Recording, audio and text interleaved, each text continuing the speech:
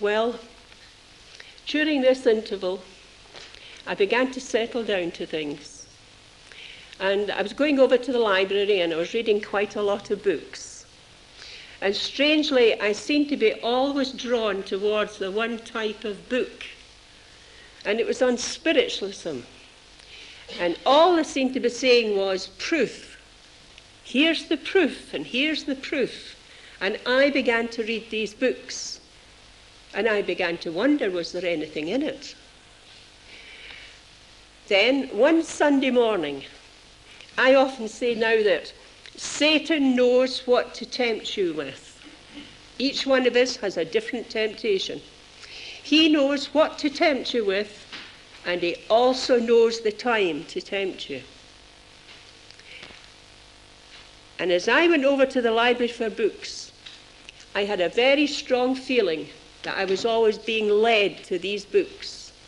Although it didn't disturb me, but it didn't frighten me. The next thing was one of my friends, her husband died, and I went along to see her. And as I consoled her in her grief and tried to help her to get over it, we began a conversation together, and she said, I have heard that you can get in touch with the dead. And I said, well, yes, I believe I've heard that also. I said, I've been reading a couple of books on it. Well, she said, I've heard there's another way. That if you get a glass and leave it, put it in the center of the table and put letters round about it. She said, you know, there's a possibility that we could get in touch with them. Well, her and I began to play this, what is known as the Ouija board. And it works. And we didn't realize that we were opening ourselves up to a world of evil. Such a world of evil. Now, in the Spiritualist Association today, they'll tell you, and it sounds good, and they'll say, don't play with a Ouija board, because you'll call up bad spirits. But I would like to say here and now that the same evil spirits behind the Ouija board is the same evil spirits behind spiritualism. There is no difference. They're the same. Satan will take you from the first step onto the next and the next. It's just right into his territory. And that's what happened with me. After playing the Ouija board, I picked up the evening paper one night. And here was church notices. It still grieves me today when I look at church notices and I see these places sitting side by side with our Christian churches. And as I looked at that column, I noted the advert for the Spiritist Church at Charing Cross in Somerset Place. And I felt strangely that I had a tremendous urge that I wanted to go there. Little did I realize it was Satan that was doing the urging. And I put down the paper, and I got ready, put my coat on, and I went into that hall. Here I was faced with the same thing again as I had been reading in the books. People on a platform, and the whole place looked like a church. I had no fear whatsoever that I was walking into a place that God condemns utterly. On walking in the door, I was handed a hymn book. And the opening of the service, as they call it, they make a mockery of the church. They open with a word of prayer. And they pray.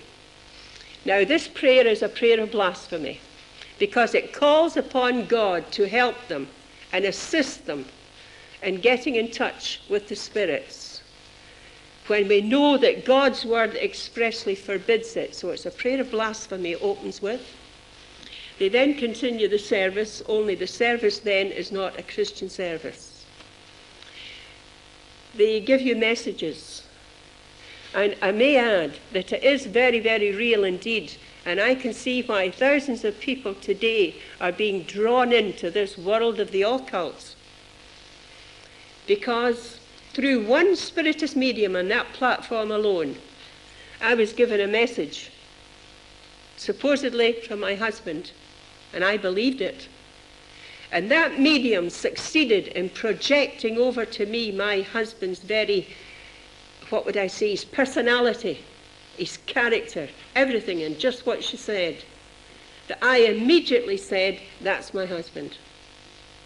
So you can see how deceitful it is and how people can be easily drawn into this. Well, I became a very faithful attender at Somerset Place, Charing Cross. It's one of the head spiritualist places.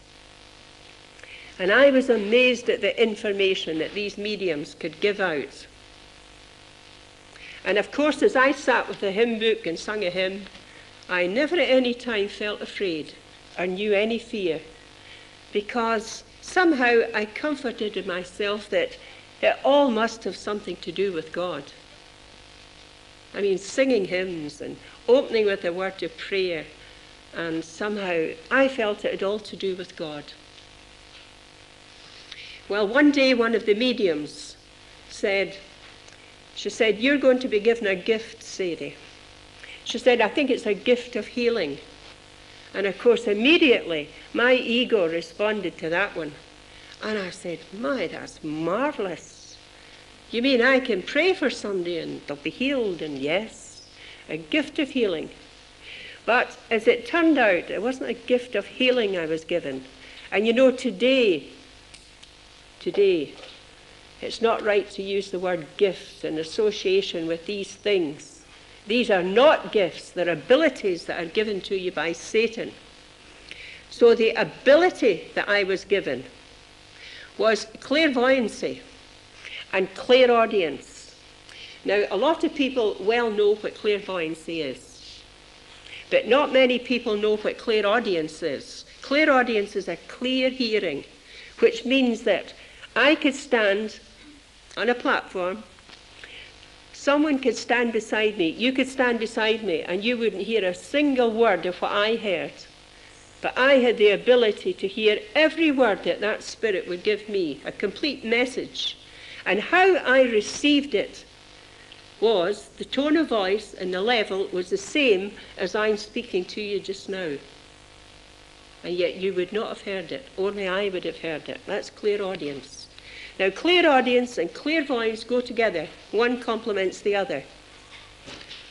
So that you're given the clairvoyancy, you're told about a person, told where they are, and then you're also given the message to give to them. And this is how the mediums operate.